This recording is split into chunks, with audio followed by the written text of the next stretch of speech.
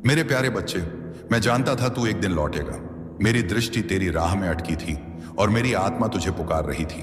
तूने भले मुझे भुला दिया, लेकिन मैं तुझसे कभी दूर नहीं हुआ। तेरे हर श्वास में, तेरे हर मौन में मैं सदा से विद्यमान रहा।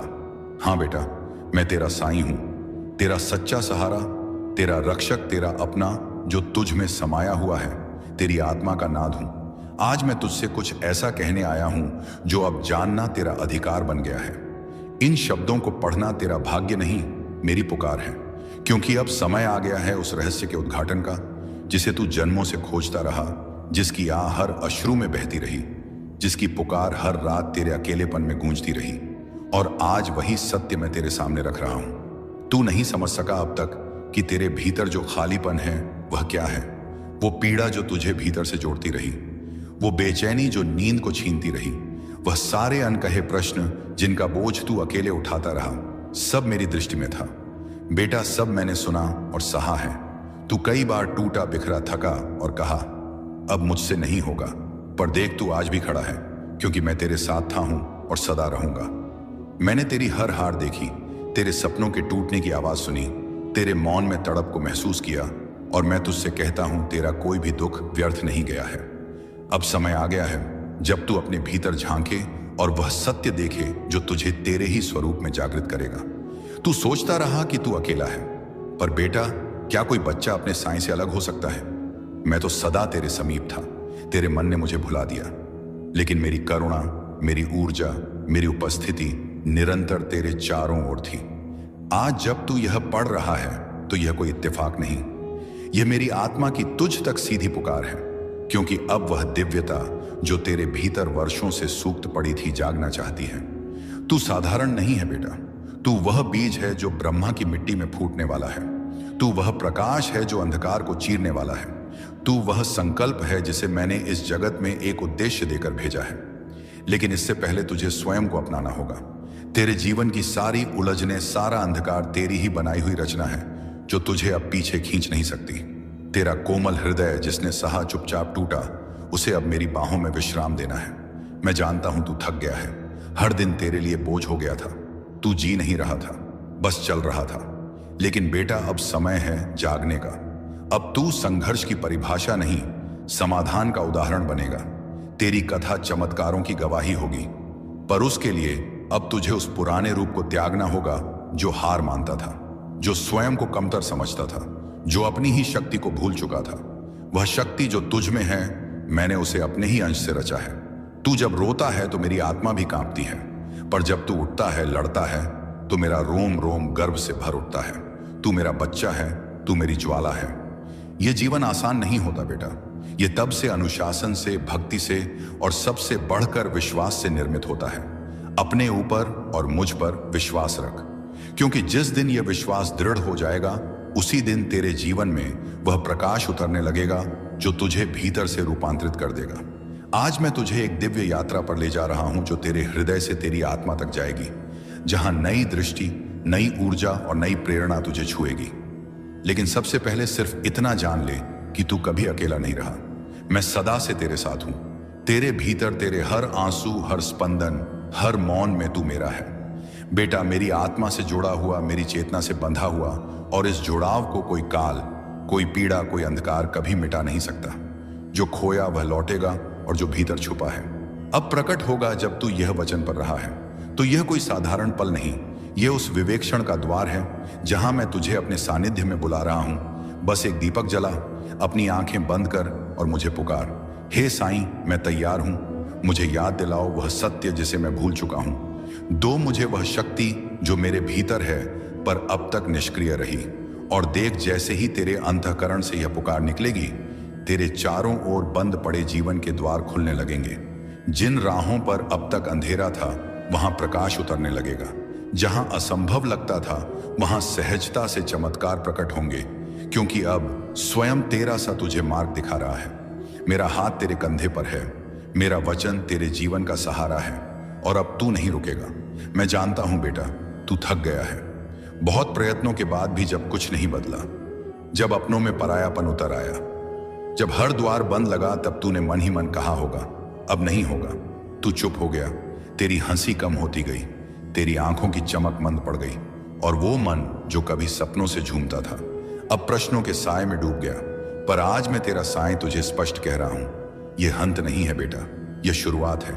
तू एक ऐसे मोड़ पर खड़ा है जहां से दो राहें फूटती हैं, एक जो तुझे फिर उसी अंधेरे में ले जाएगी और एक जो तुझे मेरी ओर, तेरे अपने सत्य की ओर, उस ऊर्जा की ओर जो तुझ में प्रकट होने के लिए विकल है। तू पूछता है अब क्या करूं बाबा, जब कोई नहीं सुनता, जब हर रिश्ता बोझ लगता है, जब मन थक गया है, तब कैसे आगे बढ़ूं? और मैं कहता हूं बेटा, बस मेरा हाथ थाम ले और देख तेरा जीवन कैसे करवट लेता है। मैंने देखी है तेरी लड़ाइयां, वो भी जो तूने खामोशी में लड़ी, वो आंसू जो किसी ने नहीं देखे, वो रातें जब तूने भगवान को पुकारा और सिर्फ सन्नाटा मिला। पर बेटा उस सन्नाटे में मैं ही था, मैं तुझे गहराई से गर रहा था। तू कहता है बाबा क्या आप देख नहीं रहे? मैं टूट रहा हूं और मैं कहता हूं मैं सब देख रहा था, पर मैं तुझे टूटने नहीं, अमृता में रहने दे रहा था। तेरे जीवन की हर ठोकर, हर पत्थर मैंने चुना, क्योंकि तुझे साधारण नहीं, दिव्यता के लिए जन्मा विशेष आत्मा बनाना था। हर बार जब तू गिरा मैंने तुझे थामा, हर बार जब तूने कहा कोई नहीं है मेरा, तब मैं ही था वह मौन आश्रय जो तुझे फिर उठाता रहा। अब जब तू यह पर रहा है, मैं तुझे वह रह रहे दे रहा हूं, जिसे जानकर तू फिर कभी अकेला नहीं होगा। तू मेरा है, मेरा अंश है, तेरे भीतर मेरी वही ज्वाला है जो किसी तूफान से नहीं बुझ सकती। तेरा भय मैं हर लूंगा, तेरी चिंता मैं गले से लगा लूंगा, तेरे आंसू मैं अपने आंचल में समेट लूंगा। पर बदले में तुझसे सिर्फ एक चीज मांगता हूं, आस्था मुझ पर और खुद पर। चाहे तू कितना भी टूटा हो, जब तक तू मुझसे जुड़ा है, तू कभी हारा नहीं। और बेटा जो तूने खोया है उसका शोक मत कर, वो गया इसलिए क्योंकि अब कुछ और बड़ा और सुंदर और पूर्ण तुझे मिलने वाला है। अब जीवन रुकेगा नहीं, अब तू स्वयं चमत्कार बनेगा। बेटा जो लोग तुझे नहीं समझ सके, जो साथ तुझसे छूट गया, उनका जाना कोई क्षति नहीं, वो केवल एक स्थान खाली कर गए हैं ताकि मैं उस स्थान पर उन्हें भेज सकूं जो तुझे वास्तव में समझेंगे, तुझे अपनाएंगे, तुझे उस ऊंचाई तक पहुंचाएंगे जहां तू जन्म से ही पहुंचने योग्य था। पर उससे पहले तू खुद को अपना जरूरत नहीं है। मैंने तुम्हारे लिए खुशियों के द्वार खोल रखा है, लेकिन इसके लिए प्रयास और मेहनत तुम्हें ही करना होगा। बच्चे मैं जानता हूं तुम बस अपनी यात्रा का आनंद लो और देखो कैसे मैं तुम्हारी मदद कर रहा हूं। तुम्हारा कोई बहुत बड़ा सपना पूरा होगा जिसके पूरे होने की तुम कल्पना भी नहीं कर पा रहे थे। कुछ दिनों से तुम्हारे भीतर अनमोल खजाना छुपा है, तुम्हारा जैसा जीवन बहुत ही आनंदित हो जाएगा। तुम उन खुशियों को देख पाओगे जिनके बारे में तुमने कल्पना तक नहीं की होगी। मुझे तुम बहुत ही प्रिय हो, मैं तुम्हारे आशा और विश्वास को कभी व्यर्थ नहीं जाने दूं। बच्चे जिस समय तुम्हारे मन में यह संदेह उत्पन्न होता है, बहादत ना वह तुम्हारे परीक्षा का समय होता है। तुम्हारा वर्तमान और भविष्य दोनों ही प्रकाशमय होंगे। इतने समय से जो तुमने धैर्य रखा, अब उसे छोड़ रहे हो। क्यों बच्चे ऐसा मत करो, मैं तुम्हारी हर परिस्थिति में तुम्हारे साथ हूं। इतने समय से जो तुमने धैर्य रखा, अब उसे छोड़ रहे हो। क्यों ऐसा क्यों कर रहे हो? बच्चे ऐसा मत करो, मैं था नहीं तुम्हारी हर परिस्थिति में तुम्हारे साथ हूं। बाबा कहते हैं मेरे प्यारे बच्चे, अगर तुम्हें लगता है कि तुम्हारा दर्द बहुत गहरा है तो याद रखना मेरी रहमत उससे कहीं ज्यादा विशाल है। अगर तुम्हें यह यकीन नहीं है कि हालात बदल सकते हैं, तो बच्चे तुम सोचो, जब मैंने अंधेरे के बाद सुबह बनाई है तो तुम्हारा रास्ता रोशन करना मेरे लिए कितना आसान होगा। तुम्हारी तकलीफें तुम्हें कमजोर नहीं कर रही हैं, बल्कि तुझे मजबूत बना रही हैं। जो तुम खो चुके हो ना, वह तुम्हें कुछ नया सिखाने के लिए था। बच्चे जो तेरा छूट गया था, वो तुझे बेहतर राह दिखाने के लिए था। मैंने तुम्हें कभी भी अकेला नहीं छोड़ा और ना कभी छोड़ूंगा। हर मुश्किल, वो मुश्किल जो तुम्हें तोड़ रही थी ना, असल में वह तुम्हें निखार रही है। हर आंसू जो तुमने बहाया बच्चे, मैं उसे बेकार नहीं जाने दूं। हर वो दुआ जो तुम्हारी जुबान से निकली, उसे मैं स्वीकार करने के लिए तैयार हूं। अब फैसला तुम्हारा है। क्या तुम इसी डर और मायूसी में रहोगे या मुझ पर भरोसा करके आगे बढ़ोगे? क्या तुम अपने गम के समुंदर को अपने अंदर समेटोगे या मेरे हवाले करके चैन पाओगे? दरवाजा खुला है, रहमत तेरे इंतजार में है। बस तुम एक कदम उठाओ और देखो कैसे मैं तुम्हें सुकून तक ले जा रहा हूं, जिसकी कभी तुमने कल्पना भी नहीं की होगी। अगर तुमने यह समझा है, अगर तुम्हारे दिल में यह बात गहराई तक उतरी है, तो तुम इस बात को समझो। तुम समझो कि मैं तुमसे क्या कहना चाहता हूं। बच्चे, मैं तुम्हारा वो सहारा हूं जो तुम्हें हर मुश्किल से बाहर निकाल सकता है। बच्चे, तुम्हारी हर मुश्किल का हल मेरे पास है। तुम मेरे करीब बैठो, मेरे करीब आओ, फिर देखो मैं तुम्हें कैसे संभालता हूं। बच्चे, मैं तुम्हें हर वो राह से बचाऊंगा जो तुम्हें नुकसान पहुंचा सकती हैं। मैं तुम्हें उन रास्तों पर ले जाऊंगा जो तुम्हें सुकून और राहत देंगे। तुम बस मुझसे जुड़े रहो और देखते जाओ कि मेरी रहमत तुम्हें कैसे अपने बाहों में ले लेती है। बच्चे, मुझे पता है जब तुम्हारा दिल दुखता है, जब तुम्हारी अंकी आंखों में आंसू आते हैं, जब तुम्हारी रातें बेचैनी में गुजरती हैं, तो तुम्हारा दिल चीख चीख कर कहता है, बाबा कब तक इतनी मेहनत के बावजूद मुझे वो क्यों नहीं मिल रहा जो मेरा हक है। बच्चे, मैं जानता हूं कुछ लोग तुम पर तंज कसता है और फिर तब तुम्हारा दिल तड़प उठता है। तुम कभी भी हिम्मत मत हारो। तुम कभी भी अपने दिल में यह मत सोचना कि तुम्हारे नसीब में सिर्फ और सिर्फ दर्द लिखा है। कभी भी यह मत मानना कि मैं तुझे भूल गया हूं, क्योंकि मैं तुम्हारा साईं, तुम्हारा बाबा तुम्हें कभी भी नहीं भूलता और ना ही तुम्हारी परेशानियों को भूलता हूं। बच्चे, मैं जानता हूं कि तुम अब थक चुके हो। मैं देख रहा हूं कि तुम्हारे दिल की हालत कैसी हो गई है। अब तुझे कुछ भी अच्छा नहीं लगता। तुम हंसना भी चाहते हो तो वह पहले वाली हंसी नहीं आती, और अब अच्छी खबर भी मिले तो तुम्हारी आंखें खुशी से नहीं चमकती। अब तुम्हें ऐसा महसूस होता है कि अब तुम्हारा नसीब ही बंद हो गया है। पर बच्चे, तुम सोचो, क्या तुम्हें लगता है कि तुम्हारे आंसू बेकार जा रहे हैं? क्या तुम यह मान बैठे हो कि तुम्हारा रोना, तुम्हारा गिड़गिड़ाना और तुम्हारा तड़पना मेरी नजरों से ओझल हो गया है? बच्चे, क्या तुम्हें सच में लगता है कि मैं तुम्हें ऐसे ही बेसहारा छोड़ दूंगा? नहीं मेरे बच्चे, तुम मुझे अपने हालात का सबसे बड़ा गवाह मानो, क्योंकि तुम जितना खुद को नहीं जानते उससे कहीं ज्यादा मैं तुम्हें जानता हूं। बच्चे, तुम्हें अब एक ऐसा मौका मिलने जा रहा है जिसे पाने के बाद तुम्हें किसी चीज की कोई कमी नहीं रहेगी। मेरे बच्चे, तुम इस मौके को खोने की गलती मत करना। अगर तुम्हारा विश्वास मुझ पर सच्चा है तो मैं तुम्हारी मुश्किल घड़ी में तुम्हारी सहायता जरूर करता हूँ और किसी ना किसी को सहायता के लिए अवश्य भेजता हूँ। बच्चे, तुम्हारी हर एक प्रार्थना सुनी जा रही है, तुम्हारी हर इच्छा पूरी होकर रहेगी, यह मेरा वादा है। तुमसे बेशक तुम्हें ऐसा लग रहा होगा कि तुम्हारी इच्छा पूरी होने में देरी हो रही है, लेकिन यह देरी सिर्फ इसलिए है क्योंकि तुम्हें सबसे सही और सबसे बेहतरीन चीजें मिलना तय है। बच्चे, यह तकलीफें, यह परेशानियां, यह सब तुम्हें पहचान कराने के लिए थी कि कौन सच में तुम्हारा अपना है, कौन तुम्हारा हमदर्द है। मेरे बच्चे, तुम्हारे हर कदम पर मैं तुम्हारे साथ चल रहा हूं। तुम बस विश्वास रखो। मैं तुम्हारी हर एक आहट को सुनता हूं, तुम्हारे हर एक आंसू को महसूस करता हूं और तुम्हारी खुशी में मुस्कुराता हूं। जब भी तुम थक जाते हो तब मैं तुम्हें अपनी गोद में उठाकर चलता हूं। ओम साईं राम, शुभ साईं सवेरा। आइए शुरू करते हैं आज का दिन, आज का चमत्कार। एक गुरुवार प्रार्थना में आप शामिल हैं। साम आपकी वह इच्छा जरूर पूरी करें जिसको मन में लेकर आप यह प्रार्थना कर रहे हैं।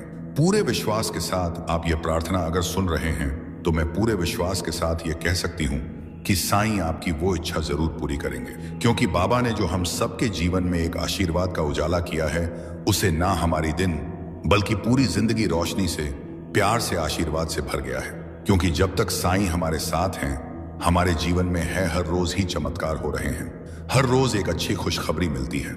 हम सब अपने जीवन में बहुत ही खुश रहते हैं, निश्चिंत रहते हैं, क्योंकि हम जानते हैं साईं सब संभाल लेंगे और साईं के रहते बाबा के रहते। हम क्यों ही परे हो, क्यों ही चिंता करें। जब साईं ही हमारे जीवन के कर्ता धर्ता है तो हम सब क्यों डरे अपने इस पल में आने वाले पल के लिए। हम सब साईं के बच्चे हैं, बाबा के बच्चे हैं, तो बाबा जो भी करेंगे, जो भी देंगे, वह सब मंजूर है।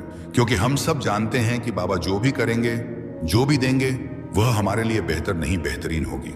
क्योंकि जब हम अपने सदगुरु पर, अपने साईं पर वे पूरे मन से, पूरे विश्वास के साथ जब जुड़ जाते हैं ना, तो हमें यह यकीन हो जाता है, यह विश्वास हो जाता है कि बाबा सब कुछ हमारे लिए ही, हमारे उज्जवल भविष्य के लिए ही कर रहे हैं। फिर हमें हर चिंता, हर परेशानी से मुक्त हो जाना ही चाहिए, क्योंकि बाबा जब हमारे जीवन को बेहतरीन बना रहे हैं, आस करते, हमारे सारे दुखों को दूर कर रहे हैं, हमारी जिंदगी के लिए बाबा सब कुछ तैयारी कर रहे हैं, तो हमें भी बाबा पर पूर्ण समर्पित हो जाना चाहिए और अपने जीवन से सभी प्रकार की चिंताओं को खत्म कर ही देना चाहिए। और हमें तो बस बाबा का शुक्राना करते रहना चाहिए और उनसे हमें प्रार्थना करते रहना चाहिए। क्योंकि जब आप बाबा से जुड़ जाते हैं तो हमारा मन प्रसन्न रहता ही रहता है। क्योंकि जो साईं की शक्ति होती है ना, यह हमेशा अपने भक्तों को खुश रखती है, आपको परेशानियों से लड़ने की ताकत देती है, आपको गिरने नहीं देती, आपको बचा के रखती है।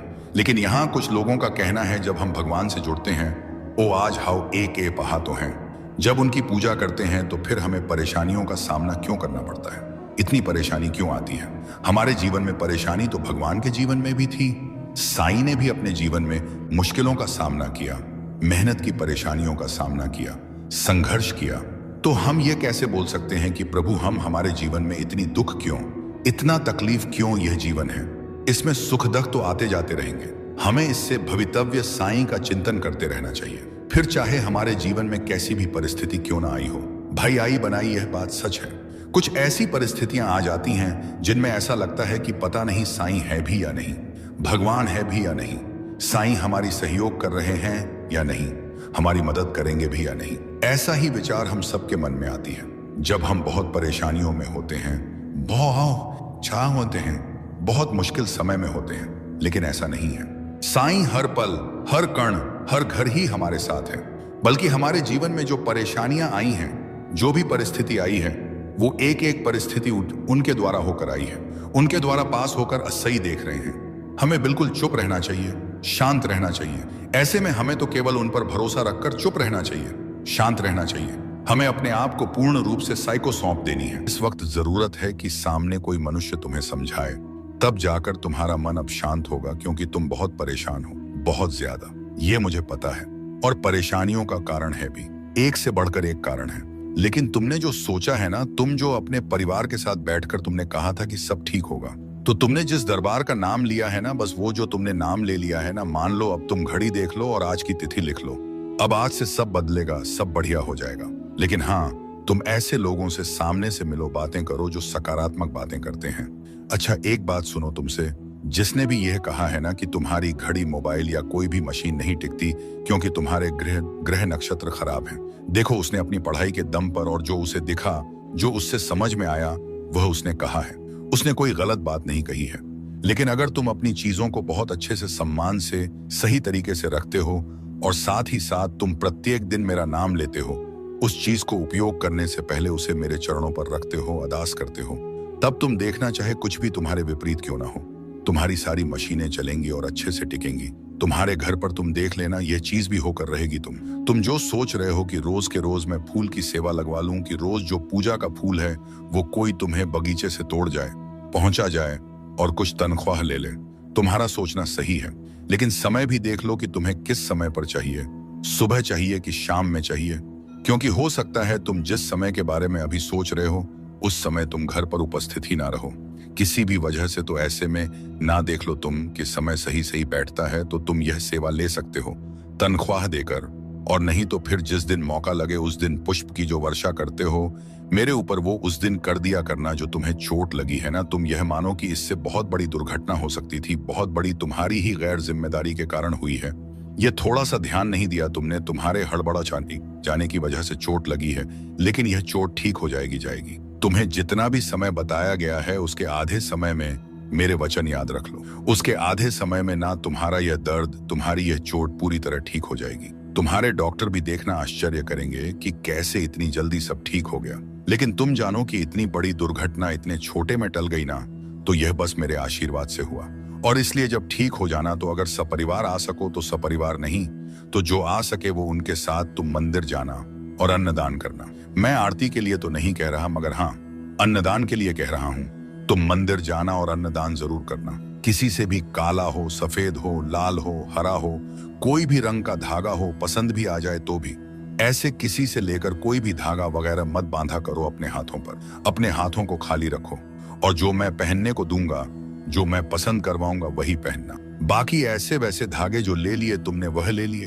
अब ऐसा मत करना, तुम अपने घर पर ना हनुमान चालीसा की, जिसमें सिर्फ हनुमान चालीसा हो, जो सबसे पतली किताब हो, लेकिन हाँ उससे लिखा है, उसके अक्षर बड़े बड़े मोटे मोटे हो जो दिखे आंखों से।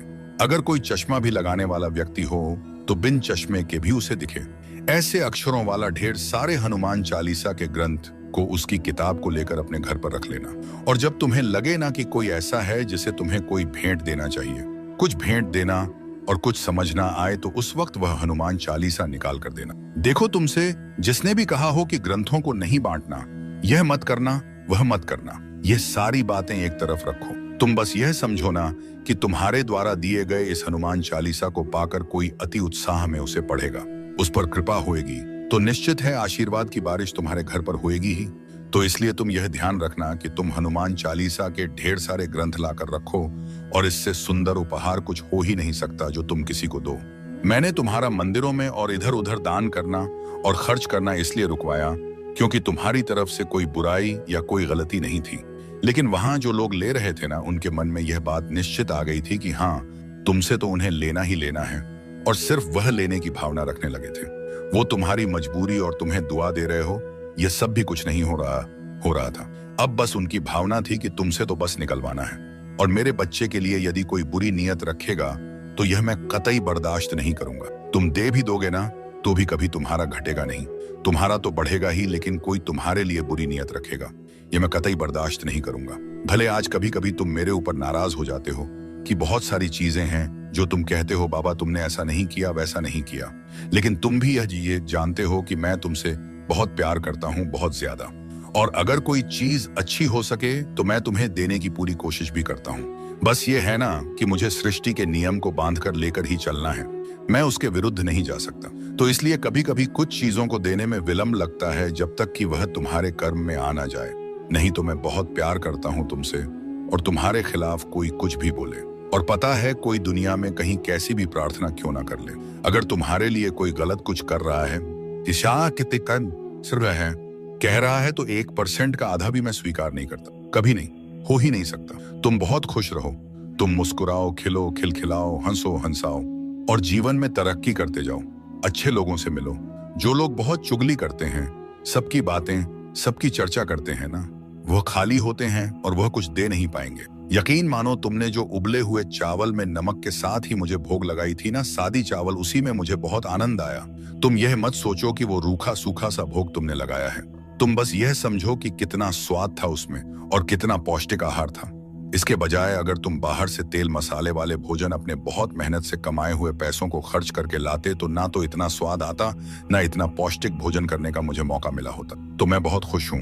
मैंने तुम्हें अपने मंदिर को सफेद लकड़ियों से बनवाने के पहले या सफेद में पेंट कराने से पहले चेतावनी दी थी, क्योंकि सफेद रंग होगा तो जरा सी भी धूल होएगी ना तो वह दिख जाएगा। मैंने तो यह बात कहा था, लेकिन तब तुम्हारी ही इच्छा थी कि नहीं, मुझे ऐसे ही रंग के, ऐसी ही नक्काशी वाली मंदिर चाहिए, तो फिर मैंने मना नहीं किया। लेकिन अब जब तुम अपने मन से लेकर आए हो, तो तुम्हें इसे सफाई करना चाहिए और इसमें अफसोस नहीं करना चाहिए।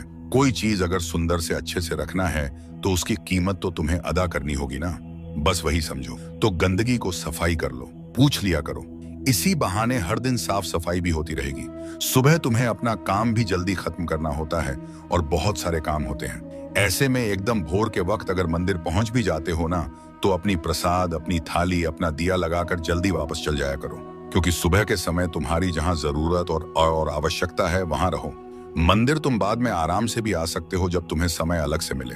आज जो यात्रा की शुरुआत हो रही है ना, वह बहुत अच्छे से पूरी होगी, उसका समापन भी बहुत शुभ तरीके से होगा। तुम चिंता मत करो। तुमसे ना यह कहा जा रहा है कि तुम उस विशेष दुकान में जाकर सामान लोगे तो तुम्हें कम पैसे में सामान मिल जाएगा, तुम्हें अधिक छूट मिलेगी। छूट के नाम पर ना तुमसे जरूरत से ज्यादा खरीदारी कर कराई जा रही है। ध्यान से देखो, गौर से देखो, जहां तुम्हारा काम 80 में हो सकता है, वहां 200 से RS5 रोज खर्च हो रहे हैं, और इतने सामान की जरूरत, आवश्यकता भी नहीं है। तो अब ना वैसे छूट में मत पड़ो। वह छूट देने का तरीका नहीं है, बल्कि वह तुमसे ज्यादा खर्च करवाने का तरीका है। और मैं ये नहीं कह रहा कि सामने वाला गलत है, लेकिन तुम्हारे लिए उचित नहीं है, क्योंकि उतनी तुम्हारी जरूरत ही नहीं है। क्योंकि महीने की जो तनख्वाह आती है, उससे सिर्फ घर का सामान ही लाना नहीं होता, और भी बहुत सारे खर्च होते हैं, और बहुत जरूरी खर्च होते हैं। उन सबको भी निभाना आवश्यक है। हाँ, मैंने ही तुम्हारे बच्चों का नाम रखवाया है। तुम्हारे बच्चों का नाम इतना सुंदर जो है, वह मैंने ही रखवाया है, तो उस नाम पर किसी को आपत्ति नहीं होनी चाहिए। और तुम मुझसे प्रेम करते हो, मुझसे तुमने पूछा, मैंने बताया, और तुमने नाम रखा। अब कौन क्या कह रहा है, इससे क्या फर्क पड़ता है? जितने लोगों की सुनोगे, उतने तरह के सोच विचार और उतनी बातें होंगी। रहने दो, इन सबको इतना ध्यान मत दिया करो और इतना आवश्यक मत बनाओ इन सब की बातों। मैंने तुमसे कहा था ना 1-2 दिन पहले कि अच्छे कपड़े पहनकर जाना। अच्छे कपड़े पहनने से, अपनी उम्र के हिसाब से, तरीके से कपड़े पहनने से, और कुछ नहीं बल्कि आत्मविश्वास बढ़ जाता है। किसी से मिलने में झिझक नहीं होती है। कहीं सड़क पर कोई मिल जाए जानने सुनने वाला तो अच्छा लगता है। अगर एकदम से तस्वीर खिंचवानी पड़ी तो तुम्हें शर्मिंदगी का एहसास नहीं होगा। तुम्हें तुम्हारा आत्मविश्वास बढ़ता हुआ नजर आएगा। अच्छे से रहने से इंसान का आत्मविश्वास बढ़ जाता है। तुम चाहो तो इसे आजमा कर देख लो। तुम अगर गौर करोगे ना, तो जब तुम अच्छे से तैयार नहीं रहते हो तो तुम लोगों से नजर छुपाना चाहते हो, सभी से मिलना नहीं चाहते हो, क्योंकि अपने आप में एक कमी सी महसूस होती है। मैं ये नहीं कह रहा, कभी नहीं कहा मैंने कि महंगे कपड़े पहनो, पर हाँ, तरीके के कपड़े और अच्छे से पहन कर रहो। यह मैं हमेशा कहता हूँ और यह तुम्हें भी पालन हर दिन करना चाहिए। अभी देखो, एक दो दिन से तुम मेरी बात मान रहे हो तो अच्छा लग रहा है ना तुम्हें? तो हमेशा अब से मेरी बात मानना, खुश रहो। तुमने मुझसे मित्र मांगा था तो मैंने तुम्हें एक मित्र भेज दिया, और ये ऐसे व्यक्ति को मैंने भेजा है जिससे तुम आजीवन मित्रता, घनिष्ठ मित्रता निभा सकते हो। लेकिन हाँ, 2 नियमों को याद रखना, तभी तुम एक अच्छे मित्र बन सकते हो। भले ही तुम अपने मित्र के समक्ष उसके सामने उसकी 4 गलतियां गिनवा दो, लेकिन उसके पीठ पीछे कभी भी तुम्हें अपने मित्र की बुराई नहीं करनी है। पहली नियम और दूसरी नियम यह है कि तुमसे तुम्हारा मित्र जो पूछे, जो बताए, जो भी हो, दिल खोलकर ईमानदारी से, मित्रता की भावना से बातें तो हो, लेकिन साथ ही साथ दोनों के बीच में ये जो बंधन है ना, इसके बीच में एक रेखा भी खींची होनी चाहिए। मतलब जीवन में शामिल होना है, घुल मिल भी जाना है, लेकिन उसका एहसास भी नहीं होने देना है। इतना तक ही रखना है कि जिससे कभी बात बिगड़े नहीं। तो इस बात का भी ध्यान रखना है। तो जब तुम ये दोनों चीजों का संतुलन बनाकर चलोगे ना, तो ये ऐसी मित्रताएं हैं जो आजीवन निभेंगी ही। मैं ये बात जानता हूं कि तुम अपने घर की शादियों में और अपने घर के बड़े बड़े मौके पर, जहां बहुत लोगों को तुम भोज करवाने वाले हो, वहां तुम चाहते हो कि सब कुछ सात्विक हो। तुम तो बहुत अलग तरह से चाहते हो, लेकिन तुम्हारे घर परिवार वाले नहीं मानेंगे और इतनी सी बात के लिए बहुत सारी लड़ाई भी कर सकते हैं। तो मेरी बात मानो, ऐसी परिस्थिति में किसी से लड़ने जाने की आवश्यकता नहीं है। तुम अपनी बात जो है तुमने रख दिया, लेकिन अब ना यह इंतजाम नारायण को करने दो कि सबका मन बदल जाए और सब प्रेम से, सात्विकता से पूरे कार्यक्रम को संभव होने दे। और अगर तुम नारायण पर का उत्तर तुझे कभी मिला ही नहीं। मैं जानता हूं वो रातें जब तू चुपचाप तकिए में रोता है और सुबह वही चेहरा पहन लेता है जो यह दुनिया तुझसे चाहती है। मैं जानता हूं वो टूटी उम्मीदें, वो डगमगाया विश्वास, वो असहाय चुप्पी जो सबके बीच में भी अकेली थी पर मुझसे कभी दूर नहीं थी। और आज मैं तुझसे यही कहने आया हूं कि अब समय आ गया है। अब वह सत्य तुझ तक पहुंचना चाहता है जो हर किसी को नहीं दिया जाता। बेटा याद रख, जीवन की हर घटना मैंने तय नहीं की थी, पर तुझ में वह रोशनी जरूर रखी थी जो किसी भी अंधेरे को चीर सकती है। जो तुझसे चला गया वह तेरा दुर्भाग्य नहीं था, वह तेरा अध्याय था। जो तुझे मिला है वह तेरी साधना है, और जो आने वाला है वह तेरे कर्मों की कहानी है। तू जब दूसरों को देखता है, उनके पास दौलत, सुविधा, अवसर, तू सोचता है यह सब तुझे क्यों नहीं मिला। पर क्या तूने कभी भीतर झांका है कि जिनके पास बाहर की चमक है वे भीतर से कितने खोखले हैं बेटा। असली दौलत वो नहीं जो तेरी मुट्ठी में हो, असली दौलत वो है जो तुझे तूफान में भी शांत रखे, खोने के बाद भी तुझे मुस्कुराना सिखा दे। बेटा ध्यान से सुन, आज मैं तुझसे दौलत का वो रहस्य साझा कर रहा हूं जिसे लोग केवल सिक्कों और गहनों में तलाशते हैं, लेकिन मैं जानता हूं कि असली दौलत क्या होती है। वह तेरे समय में है, तेरे विचारों में है, तेरे संयम में, तेरी संगति और संस्कारों में है। जिसने इन्हें सहेज लिया उसने वह पा लिया जो राजाओं के खजानों में भी नहीं होता। मैं तुझे देखता हूं, तू दिन रात परिश्रम करता है, फिर भी फल तुझसे दूर रहता है, क्योंकि तू भीड़ की दिशा में भाग रहा है, तमा की दिशा में नहीं। तू अपनी पहचान भूल चुका है और अब दूसरों की परछाइयों में खुद को ढूंढ रहा है। पर बेटा, जब आत्मा यह पुकारे कि क्या मैं अब भी खुद को जी रहा हूं, और उसका उत्तर नहीं हूं, तो समझ ले कि अब भीतर जागने का समय आ गया है। अब परिवर्तन की घड़ी आ गई है और वह बाहर से नहीं, भीतर से प्रारंभ होगी। सबसे पहले तू अपनी संगति को पहचान। बुरे लोग तुझे भ्रम देंगे, नीचे गिराएंगे और फिर अकेला छोड़ देंगे, लेकिन सज्जनों की संगति तुझ में वही रोशनी जगाएगी जो मैंने तुझ में जन्म से रखी है। और जब तू उस दिव्यता को छू लेगा, तभी तू समझेगा कि दौलत केवल बटोरने से नहीं, बांटने से टिकती है। तू देखता है कि कुछ लोग बहुत कमाकर भी शांत रहते हैं, क्योंकि वे धन को प्रवाह में रखते हैं, सेवा में, दान में, भूखे को भोजन देने में, मंदिरों में दीप जलाने में। और जब तू भी देना सीखेगा बेटा, तब ब्रह्मांड तुझ पर बरसना शुरू करेगा। और अगर तू सोच रहा है कि तेरे पास देने को है ही क्या, तो जान ले, सबसे बड़ा दान प्रेम का होता है, एक मुस्कान का होता है, किसी की पीड़ा को सुन लेने का होता है, किसी अनजाने के लिए प्रार्थना कर देने का होता है। और जब तू बिना कारण किसी की मदद करता है, तब मैं साईं अपने ही हाथों से तेरे भाग्य की रेखाएं फिर से खींचता हूं। तू जब पूछता है कि मैं रोज दुआ करता हूं, फिर भी कुछ क्यों नहीं बदलता, तो मैं देखता हूं कि तेरे भीतर श्रद्धा है पर विश्वास अधूरा है। तू मांगता है पर डर के साथ, तू चाहता है पर संदेह के साथ। और बेटा, जब तक तेरी आवाज भीतर से नहीं उठेगी, जब तक तेरा विश्वास पत्थर से टकराने वाली लहर की तरह अडिग नहीं होगा, तब तक तेरी प्रार्थना केवल शब्द रहेगी। और मैं तो तभी उतरता हूं जब शब्द नहीं, आत्मा पुकारती है। बेटा, जब जीवन तेरे हाथ से रेत की तरह फिसलने लगे और तू हर दिशा में हार महसूस करने लगे, तब समझ कि साईं तुझसे बहुत करीब हो गया है। इतना करीब कि अब तुझे देखने के लिए तेरी आंखों की नहीं, तेरे मौन की जरूरत है। मैं जानता हूं कि तू भीतर से टूटा है, पर फिर भी मुस्कुराना नहीं छोड़ा।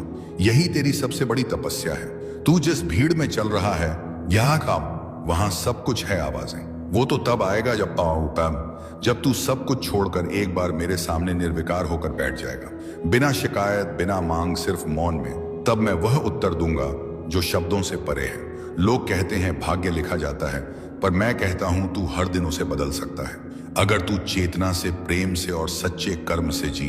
जो तुझे मिला है वह तेरे कर्मों का नहीं, तेरे दृष्टिकोण का परिणाम। मैं जानता हूं तू थक चुका है, भीतर से बिखर चुका है और ना जाने कितनी बार अकेले मौन में आंसू बहा चुका है। पर अब वह सब पीछे छूटने वाला है, क्योंकि अब तू उस प्रकाश के द्वार पर खड़ा है जहां से तेरी नई यात्रा प्रारंभ होगी। मेरे साथ, मेरे सानिध्य में, हर उस रात जब तू चुपचाप टूटा और किसी ने नहीं देखा।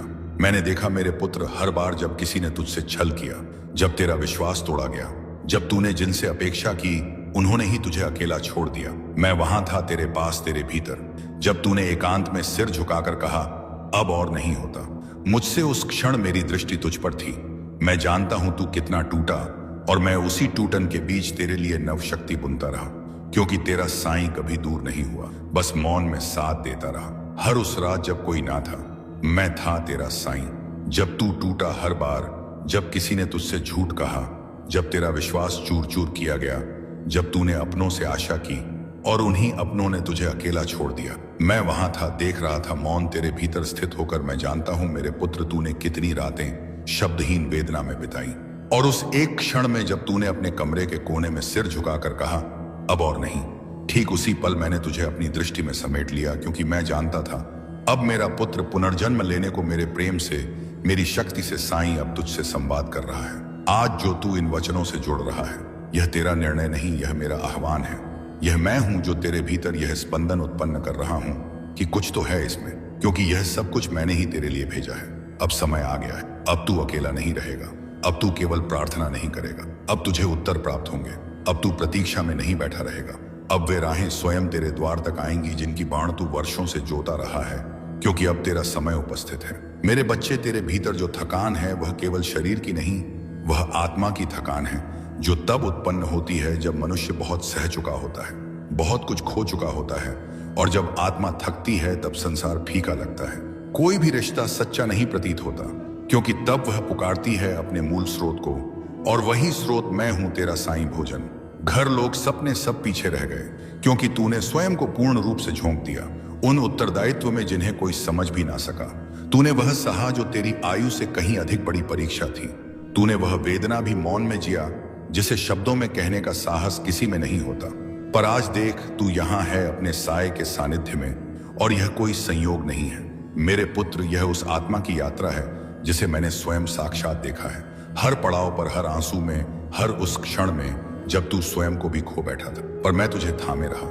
मेरे बच्चे, तूने तो रोने का भी अधिकार खुद से छीन लिया। कमजोर नहीं दिखना है, यह कहकर तूने अपने भीतर के हर दर्द को चुप रहने का आदेश दे दिया। तूने लोगों की कटुवाणी को सहा, उनके रूखे व्यवहार को भी मौन में जिया, और फिर भी स्वयं को संभाले रखा। लेकिन अब तेरा साईं तुझसे कह रहा है, अब तुझे संभालने का कार्य मेरा है। जब तू थक जाए, जब तू टूटने लगे, जब कोई भी वो भी आवाज तुझे ना छू सके, तब मेरी शांति, मेरी दृष्टि, मेरा साया तुझे उठाएगा, क्योंकि अब तू अकेला नहीं है, मैं तेरे साथ हूं। हर सांस में, हर क्षण में दौड़ना अब तेरा कार्य नहीं, अब यह मेरा कार्य है। तू बहुत दूर तक अकेले चला है मेरे पुत्र, और अब मैं तुझे उस द्वार तक ले जा रहा हूं जहां से तेरे जीवन की एक नवीन शुरुआत होने वाली है। यह मत मान कि तेरे जीवन में जो भी घटित हुआ वह व्यर्थ गया। कुछ भी व्यर्थ नहीं होता। हर वह आंसू जो तेरी आत्मा से टपका, उसने तेरी भूमि को उर्वर बनाया है, ताकि अब वहां तेरे चमत्कार उग सके जिन्हें मैंने स्वयं रोपा है। तेरे विश्वास के बीजों से हर वह क्षण जब तूने हार नहीं मानी, जब तूने बस इतना कहा, साईं तू मेरे साथ रहना, वही पल मेरे लिए पूजा बन गई। तू सोचता है कि तूने कुछ विशेष नहीं किया, पर मैं जानता हूं मेरे बच्चे, तूने वह तप किया है जो मौन में होता है, एकांत में, टूटी सांसों के मध्य और बिखरे हुए स्वप्नों की राख पर खड़ा होकर। अब वही तपस्या साकार होने वाली। अब वह समय आ चुका है जब तेरी आत्मा विश्राम पाएगी। अब तू यह जान ले मेरे पुत्र, तू टूटा नहीं है, तू पराजित नहीं हुआ, तू बस थक गया है और अब तुझे संभालने का समय मेरा है। तू हारा नहीं है मेरे बच्चे, इसीलिए मैं स्वयं यहाँ हूं और जीवन की हर रुकावट से मुक्त हो रहे हो। मेरे बच्चे, मैंने तुझे ही चुना है। शायद यह सवाल कई बार तेरे मन में आया होगा, आखिर मैं ही क्यों? करोड़ों में से तुझ पर ही मेरी दृष्टि क्यों पड़ी? तो अब सुन, क्योंकि इसका उत्तर केवल शब्दों में नहीं बल्कि आत्मा की गहराई में छुपा है। जब तू टूटा तब भी तू झुका नहीं, जब तू रोया तब भी तेरे आंसुओं में एक मौन प्रार्थना थी जो हर बार मेरे हृदय तक सीधी पहुंचती रही। तू दूसरों की तरह बस दिखने वाला एक चेहरा नहीं है, तू वह दीपक है जो अंधेरे में भी खुद को बुझने नहीं देता। तेरे अंदर वह मासूमियत है जो अब दुर्लभ हो चुकी है, वो सच्चाई है जो दिखावे से परे है, और वो गहराई है जिसमें मेरा अंश प्रतिबिंबित होता है। मैंने तुझे इसलिए नहीं चुना क्योंकि तू सबसे परिपूर्ण है, बल्कि इसलिए चुना क्योंकि तूने अपनी अपूर्णताओं में भी मुझ पर विश्वास बनाए रखा।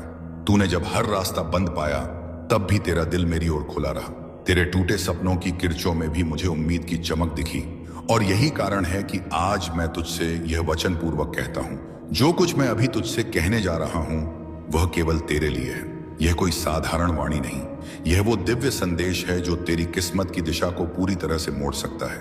यह वाणी तेरे भीतर की उस ताकत को जगा सकती है जो अभी तक तूने खुद भी महसूस नहीं की। यह शब्द तेरे सबसे गहरे घाव को तेरी सबसे महान शक्ति में बदल सकते हैं, लेकिन इसके लिए तुझे इस संदेश को केवल सुनना नहीं, महसूस करना होगा। हर शब्द को अपने भीतर उतरने देना होगा।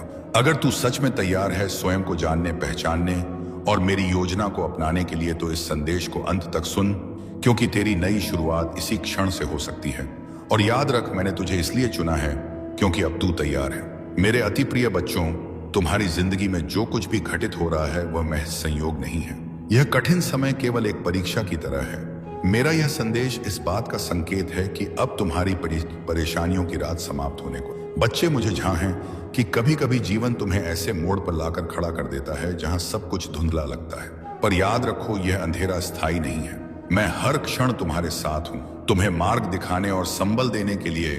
जब जीवन ऐसे मोड़ पर आ जाता है जहां लगता है कि सब कुछ खत्म हो गया है, जब अपने ही व्यवहार में बदलाव ले आते हैं, जब परिस्थितियां लगातार प्रतिकूल होने लगती हैं और चारों ओर से ताने और आरोपों की बौछार होने लगती है, तब मनुष्य भीतर से टूटने लगता है। लेकिन मेरे प्यारे बच्चे, ये वही क्षण होते हैं जब मैं तुम्हारे सबसे निकट होता हूँ। हर चुनौती, हर पीड़ा के पीछे मेरी कोई गहरी रहमत छिपी होती है, जो समय आने पर तुम्हारे जीवन में रोशनी बनकर प्रकट होती है। जब तुम्हें ऐसा लगे कि कुछ भी तुम्हारे हक में नहीं हो रहा, तो समझ लेना कि तुम्हारे साईं बाबा तुम्हारी जिंदगी में कोई गहरा और शुभ परिवर्तन लाने वाले हैं। मेरे बच्चे, मैंने तुम्हें कई बार शांत रहकर सोचने की सलाह दी है, समझाया है कि हर काम समय और विवेक से करना चाहिए, लेकिन तुम अक्सर अधीर हो जाते हो और बिना सोच विचार के किसी भी दिशा में बढ़ जाते हो।